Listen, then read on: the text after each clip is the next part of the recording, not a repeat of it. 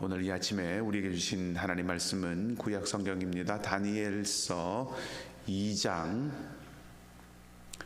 24절부터 30절까지의 말씀입니다. 다니엘서 2장 24절에서 30절까지의 말씀입니다. 우리가 말씀을 한 절씩 교독을 하도록 하겠습니다. 다니엘 2장 24절에서 30절까지의 말씀입니다. 제가 먼저 읽겠습니다. 이에 다니엘은 왕이 바벨론 지혜자들을 죽이라 명령한 아리옥에게로 가서 그에게 이같이 이르되 바벨론 지혜자들을 죽이지 말고 나를 왕의 앞으로 인도하라. 그리하면 내가 그 해석을 왕께 알려드리리라 하니, 이에 아리옥이 다니엘을 데리고 급히 왕 앞에 들어가서 이르되 내가 사로잡혀온 유다 자손 중에서 한 사람을 찾아내었나이다. 그가 그 해석을 왕께 알려드리리이다 하니라. 왕이 대답하여 벨드사살이라 이름한 다니엘에게 이르되 내가 꾼 꿈과 그 해석을 네가 능히 내게 알게 하겠느냐 하니, 다니엘이 왕 앞에 대답하여 이르되 왕이 물으신 바 은밀한 것은 지혜자나 술객이나 박수나 점쟁이가 능히 왕께 보일 수 없으되 오직 은밀한 것을 나타내실 이는 하늘에 계신 하나님이시라. 그가 느부갓네살에게 후일에 될 일을 알게 하셨나이다. 왕의 꿈 곧 왕이 침상에서 머릿속으로 받은 환상은 이러하니이다. 왕이여, 왕이 침상에서 장래일을 생각하실 때에 은밀한 것을 나타내시는 이가 장래일을 왕에게 알게 하셨사오며, 함께 읽습니다.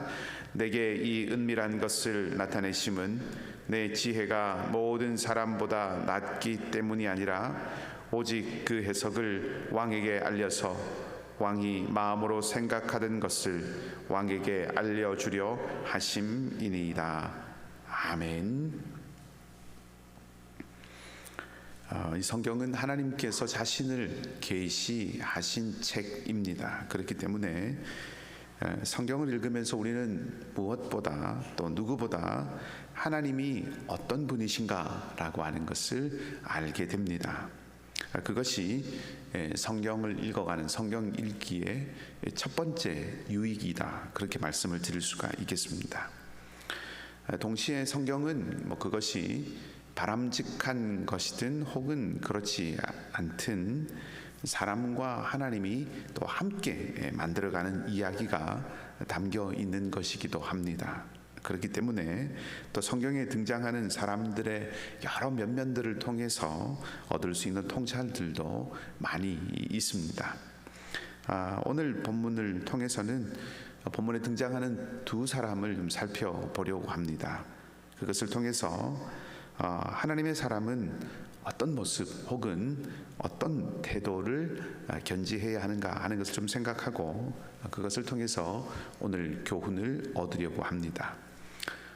두 사람은 이 느부갓네살 왕의 근위 대장인 이 아리옥이라고 하는 사람과 다니엘, 이 두 사람입니다. 본문의 이야기를 좀 간단하게 먼저 요약을 해 보도록 하겠습니다.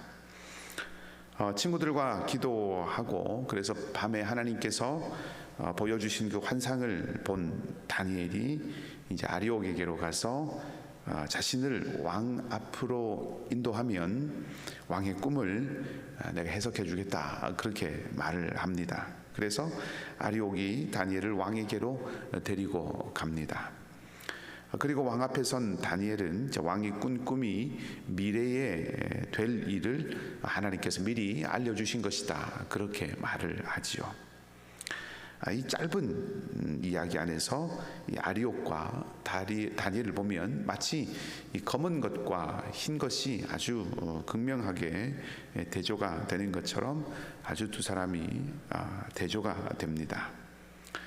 물론 말 한마디 혹은 행동 하나에서 그 사람의 한 사람의 전부를 우리가 다 알 수는 없지요. 사람이라고 하는 존재는 그 말이나 혹은 그 행동 이런 것들보다 훨씬 더 크고 복잡한 존재이기 때문에 그렇습니다.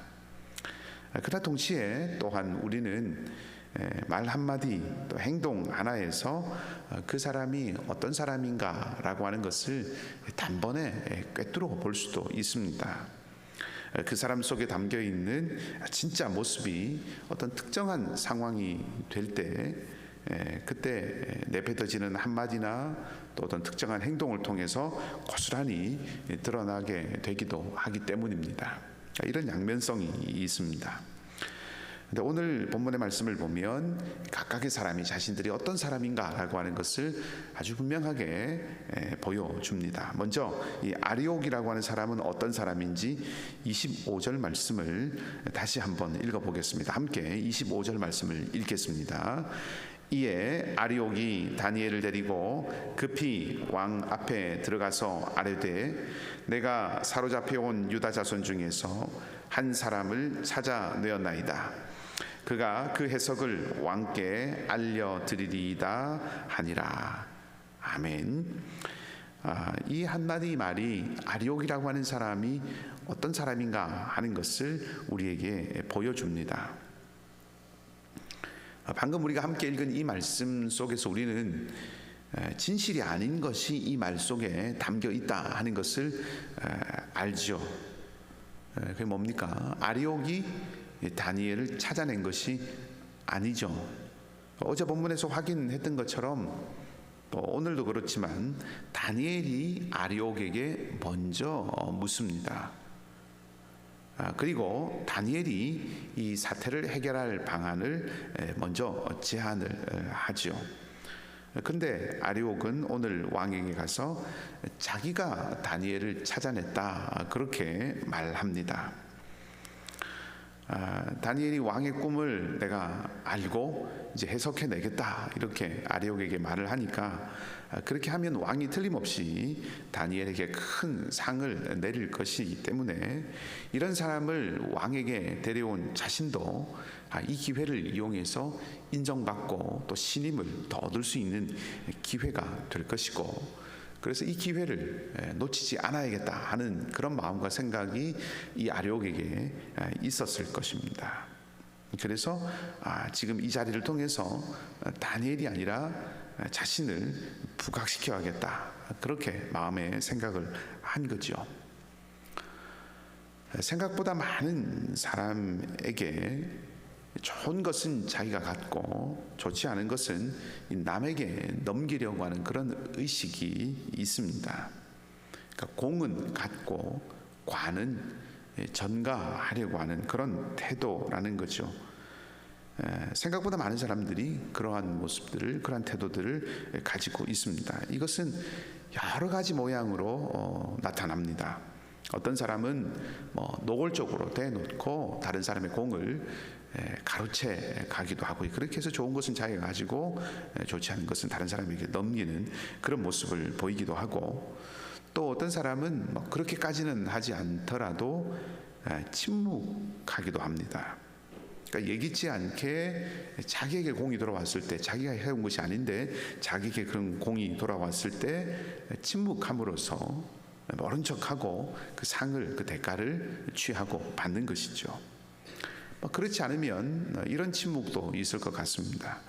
누가 기여를 했는지, 누가 베푸는지, 누가 공을 세웠는지 이런 것들을 굳이 말하지 않음으로써 은근슬쩍 자신이 기여하거나 혹은 베푸거나 혹은 공을 세우거나 공헌을 하거나 이렇게 한 사람이라고 상대가 생각하도록 그렇게 만들기도 합니다. 이런 사람들을 통틀어서 좀 가로채는 사람이다 이렇게 한번 표현을 해보겠습니다. 안타깝지만 살아가면서 이런 사람들을 가끔씩 겪게 됩니다. 오늘 본문의 말씀에 나오는 아리옥도 이런 종류의 사람이라고 생각을 해볼 수가 있습니다.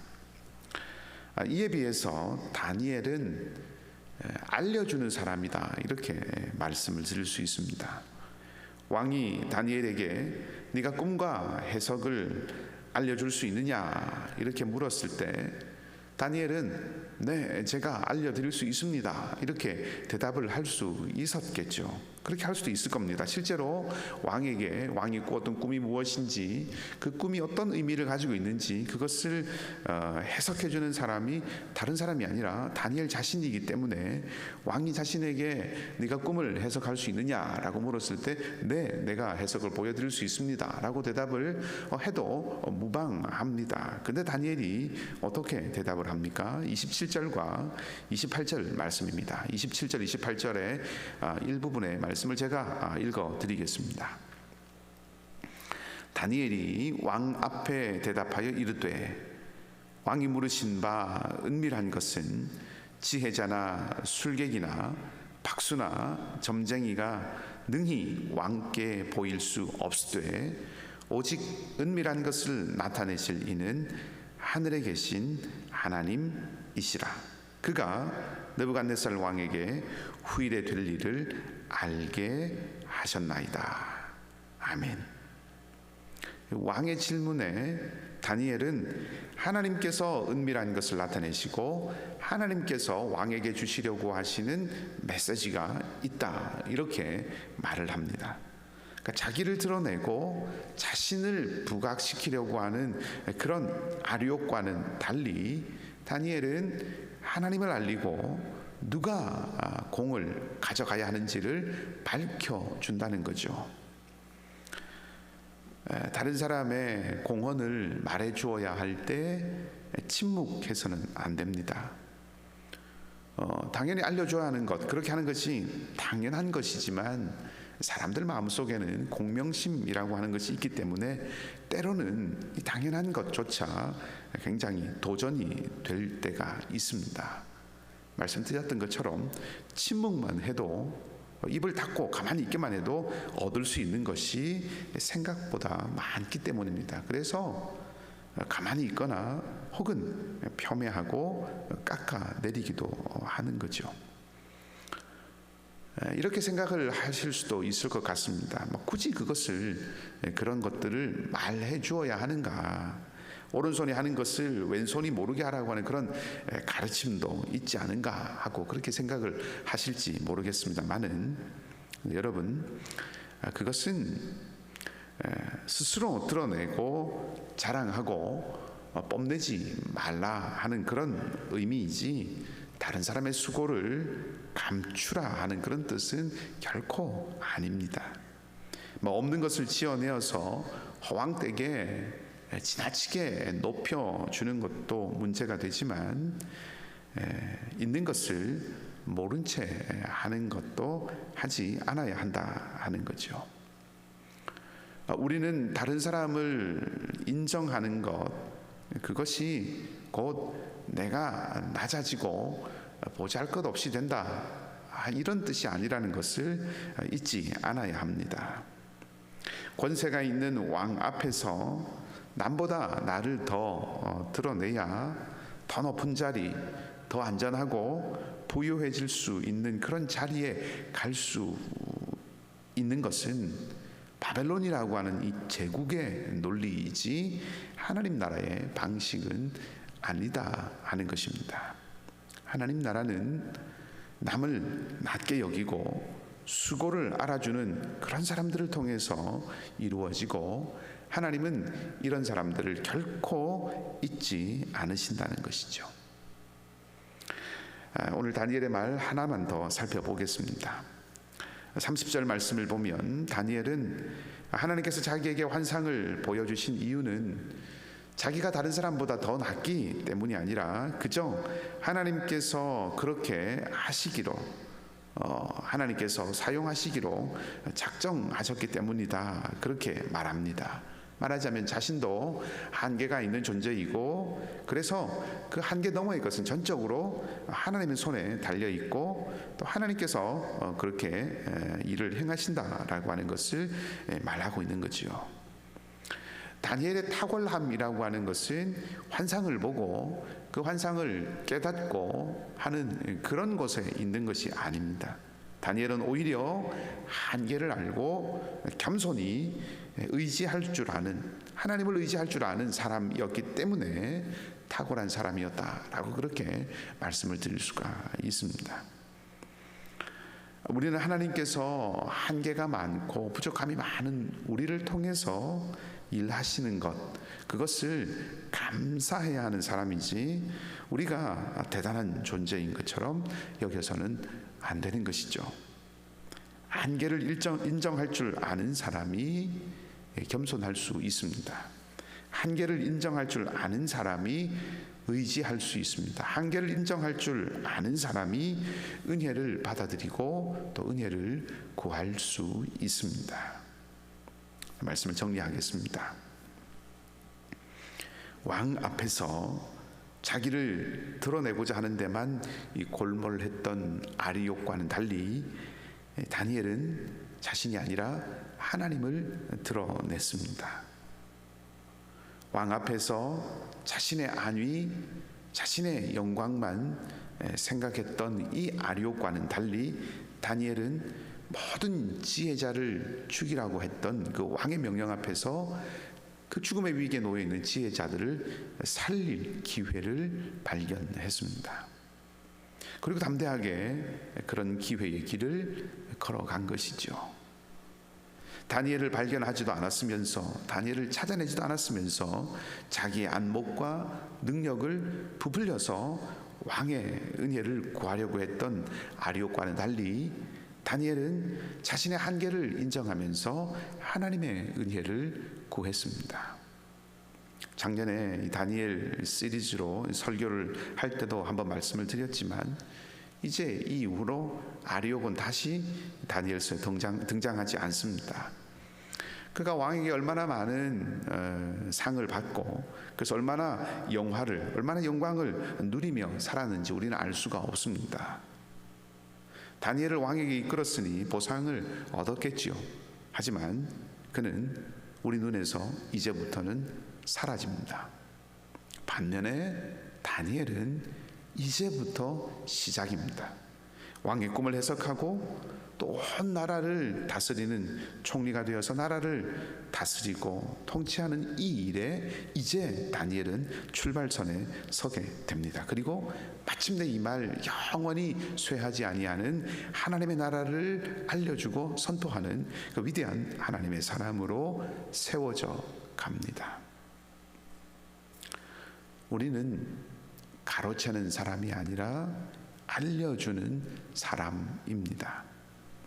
눈앞에 왕의 은혜를 구하고 이제 다시 등장하지 않고 사라지는 이 아리옥의 길을 갈 것인지, 아니면 보이지 않는 하나님의 은혜를 구하고 하나님의 역사에 동참하는 다니엘의 길을 갈 것인지, 이것은 우리의 결단의 문제입니다.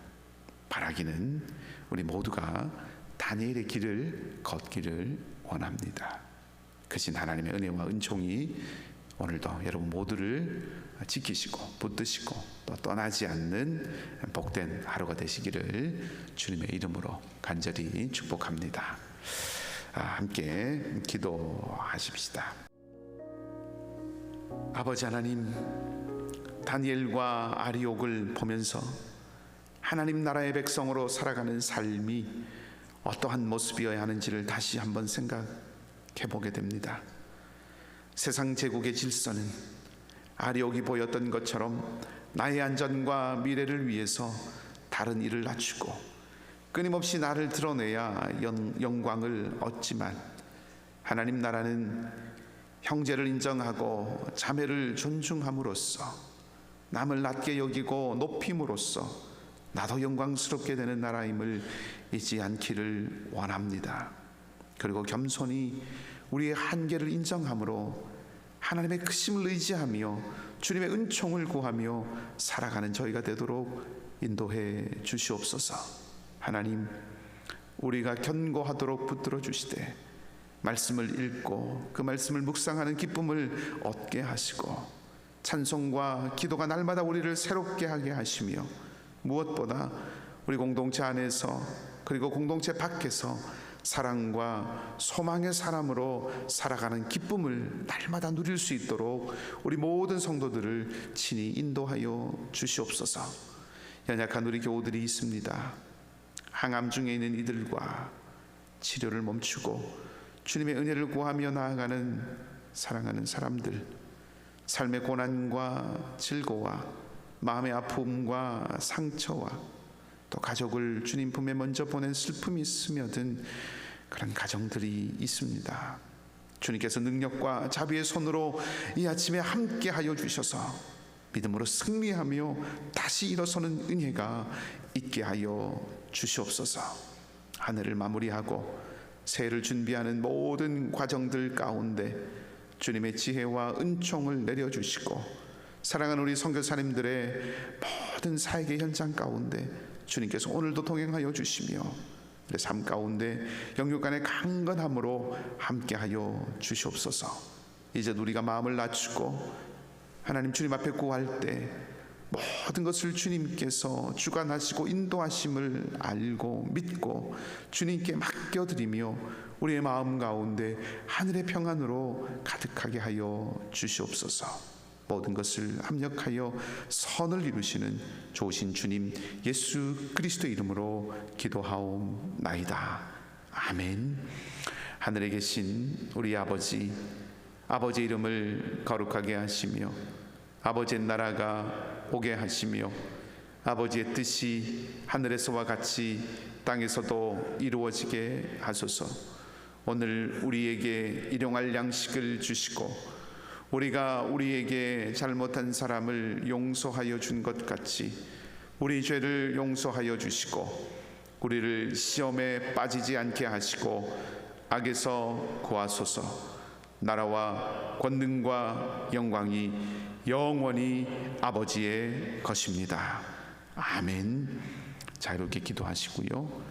오늘도 하나님을 소망으로 삼고 살아가는 복된 여러분들의 하루의 삶이 되시기를 주님의 이름으로 축복합니다.